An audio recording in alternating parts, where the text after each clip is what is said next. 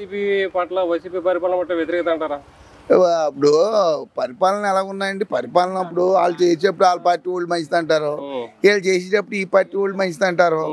అయినా ఒకసారి వాళ్ళు ఒకసారి వీళ్ళు మొత్తం అది అది కామన్ వెళ్ళిపోతుంటుందండి.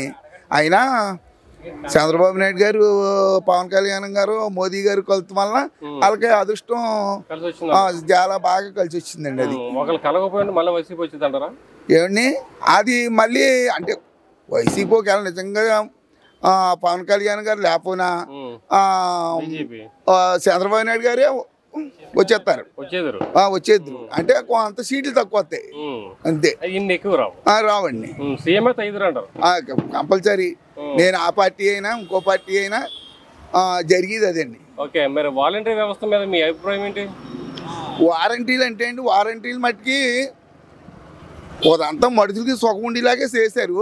వారంటీలు సుఖం లేకుండా ఇంటికి వచ్చి డబ్బులు ఇస్తాం, మనం పంచాయతీ ఆఫీస్కి వెళ్ళకుండా చేస్తాం, ఇవన్నీ కొంత బాగానే ఉండేది. నడిపిస్తుంది అంటే కొంత బాగుంటుందని అనుకుంటున్నారు ప్రతి వాళ్ళు. ఇదివరకు మీద కూడా మార్పు బాగా వస్తుంది. క్లారిటీ ఇవ్వలేదంటే అండి, మరి ఇంకా టైం ఉంది అంటున్నారు కదా, ఇంకా టైం ఉంది అంటున్నారు. ఆ టైం ప్రకారంగా అవన్నీ అయ్యాక వాళ్ళు కూడా పని చేసేటప్పుడు తెలుస్తుంది. కానీ అసలు ఏం లేకుండా ఏం తెలుస్తుంది మనకి? పవన్ కళ్యాణ్ డిప్యూటీ సీఎం కింద ప్రమాణం చేశారు కదా, అసలు 3 పెళ్ళిళ్ళు అసలు రాజకీయాలు పని చేయమన్నారు, అసెంబ్లీ గేట్ కూడా తాగడం.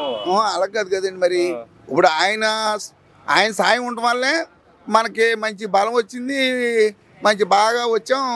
ఆయనకి మనకి ఇస్తే బాగుంటుంది, ఆయనకి ఇవ్వకపోతే మళ్ళీ మనకి బాగోదు.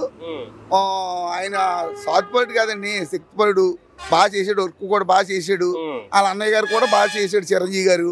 ఏమండి దానికి తగ్గట్టుగా మోదీ గారు కూడా చక్కగా చేశారు. శాతం వాళ్ళు ముగ్గురు చేయకొలతం చాలా బాగా వచ్చారు అదండి.